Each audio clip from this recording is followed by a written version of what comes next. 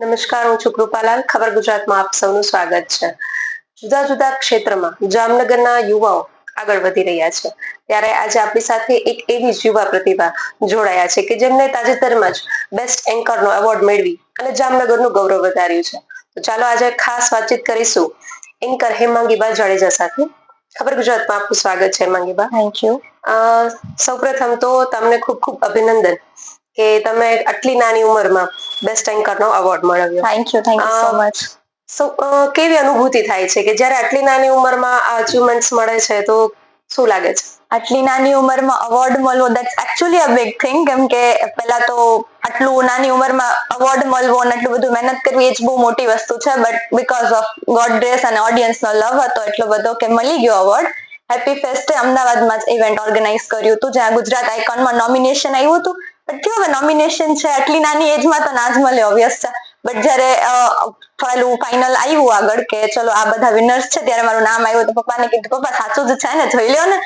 કે ના એ કે વિનર થઈ જ ગઈ છે. મેં કીધું સારું, ચલો. Actually at the age of 19 award તો મળી ગયો છે, ભગવાનની કૃપા, ઓડિયન્સનો પ્રેમ કયો કે પછી ફેમિલી સપોર્ટ કયો. આપણે અત્યારે જોઈએ છે કે તમે સૌથી નાની ઉંમરના છો, બરોબર છે? લગભગ જામનગરમાં બધા છે એન્કર તમારાથી મોટા છે. હા, મારા જેટલા પણ ફિમેલ એન્કર્સ મારી સાથે કામ કરે છે, જેટલા પણ મેલ એન્કર્સ છે, બધા મારા કરતા મોટા જ છે મોસ્ટલી. ત્યારે આમ આ ક્ષેત્રમાં જઈને આગળ કારકિર્દી બનાવવાનો વિચાર કેવી રીતે આવ્યો? સાચું કહું ને તો કોઈ જ આપણે કહીએ ને કે એમ નહોતો કે એન્કર બનવું છે, જસ્ટ કેમ ઇન ધ વે કે આવી રીતે ઇવેન્ટ છે હેમાંગી તું હોસ્ટ કરીશ, મારો ટ્યુશનનું જ ઇવેન્ટ હતું. મેં કીધું ના, મેં કીધું હોસ્ટિંગ, મેં કીધું હું કેમ કરું? કે ના તારે જ કરવાનું છે, અમારા સરે બહુ ફોર્સફુલી કીધું. તો મેં કીધું વાંધો નહીં, ચલો આપણે કરી નાખીએ. હું લિટરલી આગલા દિવસે બધું વાંચું છું, બધું એકદમ કરું છું, અને ઇવેન્ટ હોસ્ટ કર્યું અને પછી પેલું સોશિયલ મીડિયામાં પોસ્ટ કર્યું કે ચલો મેં કંઈક એવું કર્યું છે ખરી, એમ એવું કંઈ એમ ત્યારે પણ નહોતું કે એન્કર બનવું છે. પછી ધીમે ધીમે ઇવેન્ટ્સ આવવા માંડ્યા અને મને એમ થયું કે મજા આવે છે, આપણે તો સ્ટેજ ઉપર જઈએ, બધા રિસ્પેક્ટફુલી બિહેવ કરે, ને પછી એવી રીતે ધીમે ધીમે એન્કરિંગમાં આગળ વધ્યું. કોઈ ગોલ નહોતો, બટ એના પછી થયું કે ના ધીસ ઇઝ સમથિંગ, મારામાં હિડન ટેલેન્ટ છે, તો આપણે કરીએ, શું કામ નહીં. એટલે આ ટ્યુશન ક્લાસીસથી જે સ્ટાર્ટ થઈ જર્ની, ત્યાંથી લઈને અત્યાર સુધીની આ જર્ની વિશે શું કહેશો? અને અત્યાર સુધીમાં ઘણા એવા પડકારો પણ આવ્યા હશે અને કંઈક એવા અનુભવો પણ થયા હશે જે તમે અમારી સાથે શેર કરો. અરે અનુભવ તો ઘણા બધા થયા છે, બટ હું એક જ ઇન્સિડન્ટ શેર કરીશ. જ્યાં છે ને હું 11th સ્ટાન્ડર્ડમાં હતી ત્યારે મેં ટ્યુશનમાં ઇવેન્ટ કર્યો છે. એના પછી 12th સ્ટાન્ડર્ડ એન્કરિંગમાં જ કર્યું. એના પછી કોલેજનું ફર્સ્ટ યરમાં જ મારા ફર્સ્ટ સેમની એક્ઝામ છે. અકાઉન્ટ્સનું પેપર મારું 4 વાગે પૂરું થાય છે અને મારે છે ને ભાવનગર 8 વાગે ઇવેન્ટ હતું. એ લોકો માન્યા જ નહીં કે મેમ અમે તમને જ બોલાવવા છે. તો મેં મારું અકાઉન્ટ્સનું પેપર 3 વાગે ગમે એમ પૂરું કર્યું. અકાઉન્ટ્સનું 2 કલાકનું પેપર મેં કલાકમાં પૂરું કર્યું. 3 વાગે કોલેજની બહાર નીકળીને પપ્પા વોઝ રેડી કે ચલો બેગ લઈને રેડી છે કારમાં. ત્યાંથી અમે લોકો ભાવનગર ગયા, ભાવનગર ઇવેન્ટ કર્યો. મોર્નિંગ 5 વાગે ત્યાંથી રિટર્ન થયા. સવારે છે ને હું સવારે 8-9 વાગે ઘરે પહોંચીને હું પાછું વાંચું છું અને હું પાછી 2 વાગે મારું બીજું પેપર દેવા જાઉં છું. અને કહીએ ભગવાનની દયાથી 2 પેપરમાં પાસ બી થઈ ગઈ છું. જ્યાં એક્સપેક્ટ નહોતું કર્યું ને કે 80 આવી જશે, માર્ક્સ ઓછા આવશે, પાસ બી થઈ ગઈ, ઇવેન્ટ બી પ્રોપરલી થઈ ગયો. એટલે કહીએ ને કે લખેલું હોય ને એટલે બધું ચાલ્યા કરે પેરેલલી. આપણે જોઈએ કે તમે સ્ટડી પણ કરો છો અને સાથે સાથે એન્કરિંગ પણ છો, તો આ બેને કેવી રીતે મેનેજ કરો છો? મેનેજ તો હું સાચું કહું, મારું ફેમિલી એટલું બધું સપોર્ટિવ છે ને કે મારે ઇવેન્ટ હોય ને તો મારા કપડા, મારું જેટલું પણ એસેન્શિયલ છે બધું મમ્મી કરી રાખે. પછી પપ્પા ક્લાયન્ટ સાથે ડીલ કરી લે, કારનું અરેન્જમેન્ટ, પછી ત્યાં પહોંચીને શું કરવાનું છે, ક્યાં રહેવાનું છે, બધું જ મારા ફેમિલી કરી લે. હું ખાલી સ્ટેજ ઉપર જઈને બોલું છું, કેમ કે ત્યાં સુધી પહોંચવા માટે તમારે ઘણી બધી તૈયારી કરવાની, બધી તૈયારી લોકો કરી લે ને એટલે મને પાછળ સ્ટડી કરવાનો ટાઈમ મળી જાય. એટલે પેરેલલી 2 વસ્તુ ચાલે ખરી, પણ કહીએ ને ફેમિલીનો સપોર્ટ હોય તો તમે આગળ નીકળી શકો. ચોક્કસ.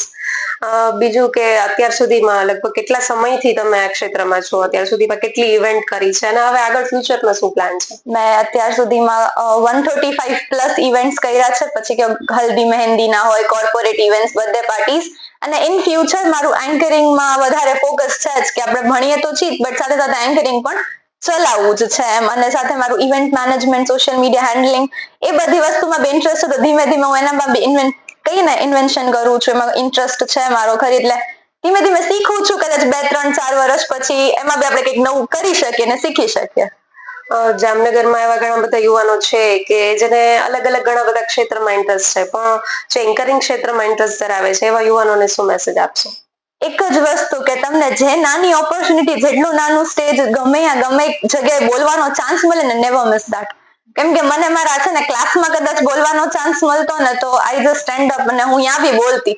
એનાથી મારો કોન્ફિડન્સ વધારે વધ્યો છે. તો હું એમ કહી શકું કે if you getting a chance speaking in front of 2 people ને જસ્ટ ગેટ ધેટ ચાન્સ. એ ચાન્સ થી તમારો કોન્ફિડન્સ બૂસ્ટ થશે. પછી કાલ સવારે કદાચ 2000 માણસની સામે બોલવું હશે ને તો તમને ઇટ્સ ઓકે, કઈ વાંધો નહીં, માઇક લાપું બોલી દઉં છું, એવું થઈ જશે.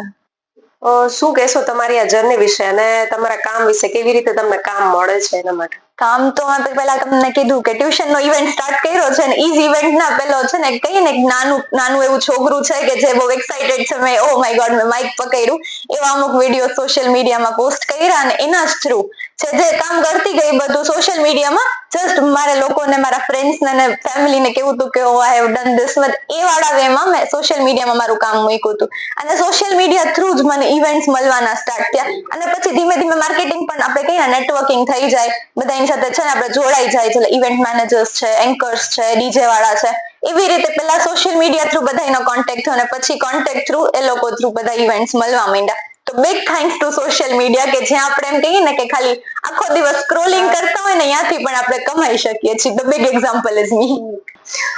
તો ખૂબ સરસ, આટલી નાની ઉંમરમાં તમે જે એકદમ એક્ટિવ થઈને અને ખૂબ સરસ મજાની આટલી બધી ઇવેન્ટ કરી, તમારી જર્ની છે જે અત્યારે સ્ટાર્ટ થઈ છે, તો આવી જ રીતે ખૂબ સરસ મજાની જર્ની છે તમારી આગળ વધે એવી અમારી શુભેચ્છા છે. ખબર ગુજરાત સાથે જોડાવા માટે આપનો ખૂબ ખૂબ આભાર.